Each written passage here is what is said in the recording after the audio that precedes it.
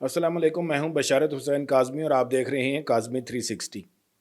आज की दुनिया में जब आप अपनी सरहदों की तरफ झांकते हैं तो हर रोज़ एक नया तूफान अपने अरूज पर नज़र आता है। लेकिन आज हम जिस मिसाइल को दागने जा रहे हैं, जिस हथियार को स्टेज पर लाने जा रहे हैं, वो पूरे जनूबी एशिया और इंडो पैसिफिक के खेल को पलट कर रख देने की सलाहियत रखता है।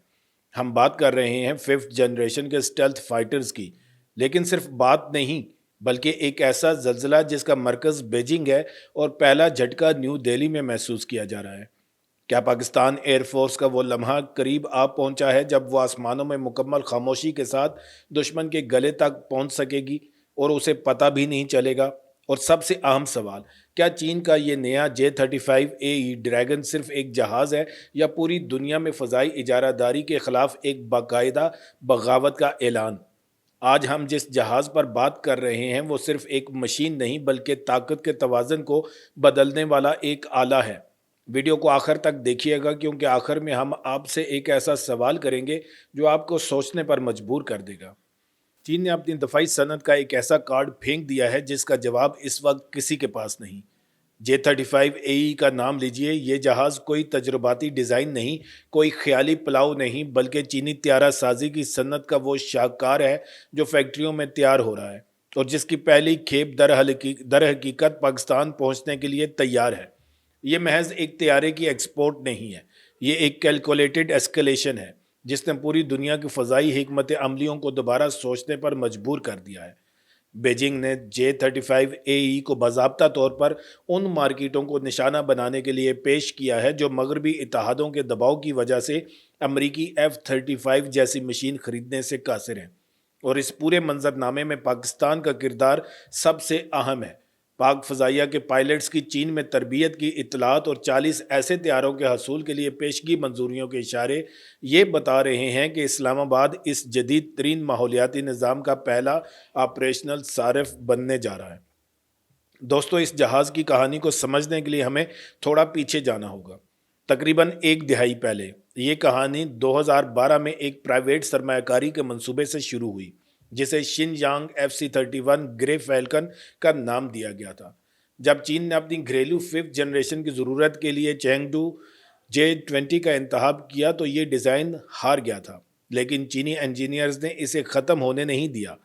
उन्होंने इसे एक ड्यूल ट्रैक मंसूबे में बदल दिया, जिसका एक रुख बैरिया के त्यारा बरदार जहाज़ों के लिए कैरियर बेस्ड स्टेल्थ जेट था और दूसरा रुख ज़मीनी अड्डों से काम करने वाला एक बरामदी वर्जन। 2021 में इसके नेवल वर्जन ने उड़ान भरी, ये साबित करते हुए कि ये सिर्फ एक कॉन्सेप्ट से ऑपरेशनल सिस्टम में तब्दील हो चुका है।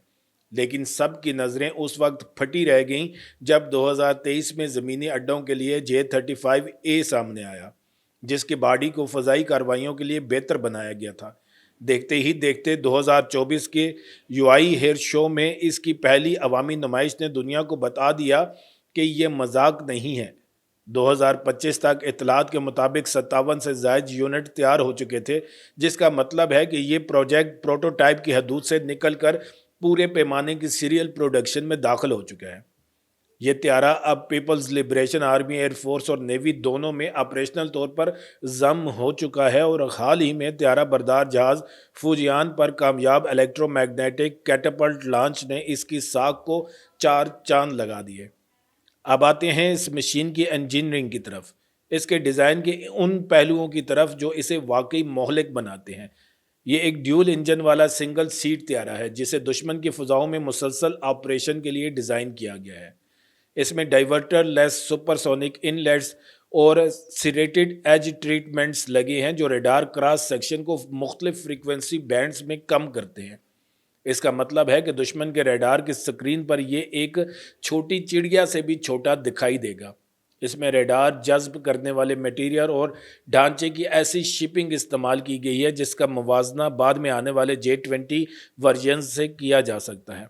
इसका सबसे अहम अंसर इसका अंदरूनी वेपन बे है, जो 6 PL-15 तवील फासले या PL-10 मुख्तसर फासले के एयर टू एयर मार करने वाले मिसाइलों को इस तरह छुपा सकती है कि त्यारे का रडार सिग्नेचर ज़रा भी मुतासर ना हो।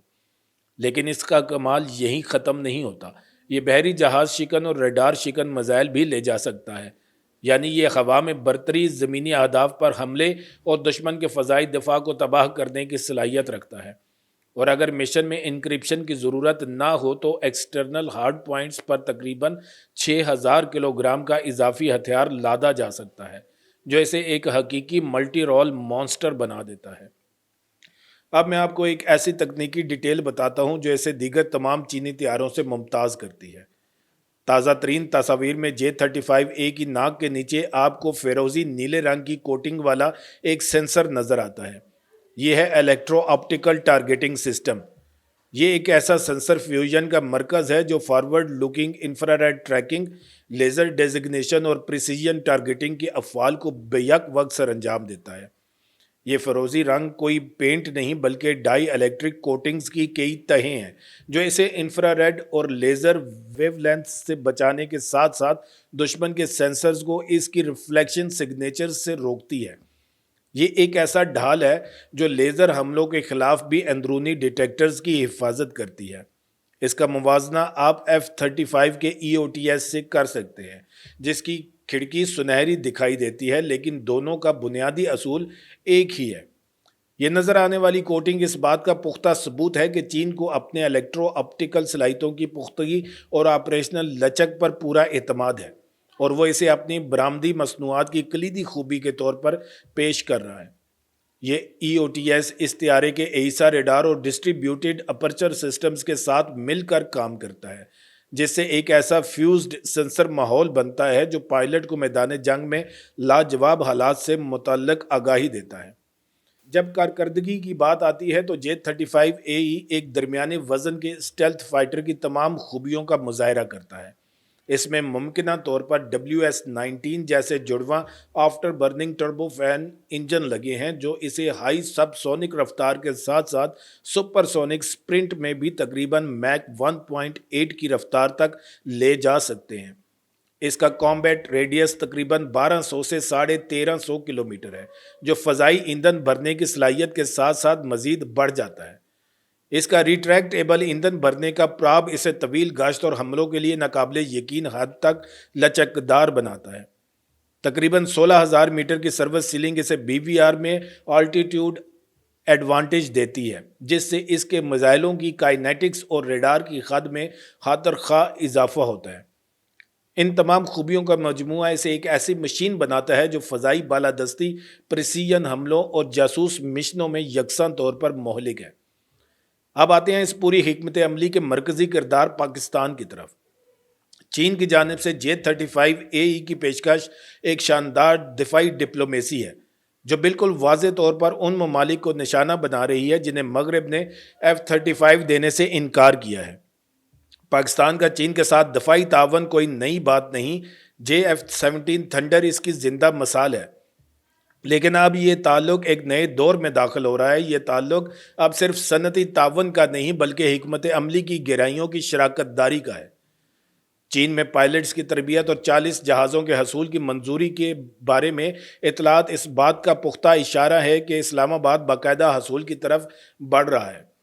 لیکن یہ سودا صرف ایک جہاز کا نہیں، یہ ایک مربوط ایئر ڈیفنس ماڈرنائزیشن کے فریم ورک کا حصہ ہے، جس میں ممکنہ طور پر early warning and control system KJ-500 جیسے ہوائی جہاز اور HQ-19 جیسے زمین سے فضا میں مار کرنے والے اینٹی میزائل سسٹم بھی شامل ہو سکتے ہیں۔ یہ کوئی تنہا پلیٹ فارم کا حصول نہیں ہے، یہ تو پورے نیٹ ورک کی تشکیل نو ہے۔ یہ فریم ورک پاکستان کے فضائی دفاعی نیٹ ورک کو ایک مربوط قوت میں بدل دے گا، جہاں اسٹیلتھ حملے کی صلاحیت، جدید نگرانی اور میزائل ڈیفنس سب ایک ساتھ کام کریں گے۔ اسٹریٹجک نقطۂ نظر سے پاکستان کی انوینٹری میں 5th جنریشن کے لڑاکا طیارے کا داخلہ پورے خطے میں فضائی طاقت کا توازن یکسر بدل دے گا، خاص طور پر انڈیا کی موجودہ اور مستقبل کی فضائی صلاحیتوں کے تناظر میں۔ دوستو، دیکھا آپ نے یہ پورا تجزیہ، یہ صرف ایک جہاز کی کہانی نہیں، یہ پوری دنیا کے دفاعی ڈھانچے میں بڑھتی ہوئی ملٹی پولر حقیقت کی کہانی ہے۔ لیکن اب آپ کی باری ہے، کیونکہ اس شو کا اصل انجن تو آپ کے آئیڈیاز اور تبصرے ہی ہیں۔ میں آپ کے ساتھ ایک بہت گہرا سوال شیئر کرنا چاہتا ہوں۔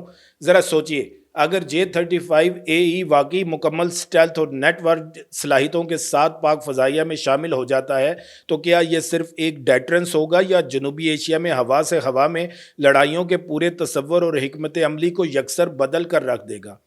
آپ کا کیا خیال ہے کہ مغرب اس چیلنج کا کیا جواب دے گا؟ اپنے خیالات ضرور لکھیں۔ اس ویڈیو کو لائک کرنا مت بھولیے گا، کیونکہ یہی وہ ایندھن ہے جو اس چینل کو مزید گہرے تجزیے لانے کی طاقت دیتا ہے۔ اور ہاں، اگر آپ نے اب تک سبسکرائب کا بٹن نہیں دبایا تو یہ لمحہ ہے، اس بٹن کو دبا کر ساتھ والی گھنٹی کو بھی لازمی دبائیں تاکہ آنے والی ہر اسٹریٹجک بریکنگ نیوز سب سے پہلے آپ تک پہنچے۔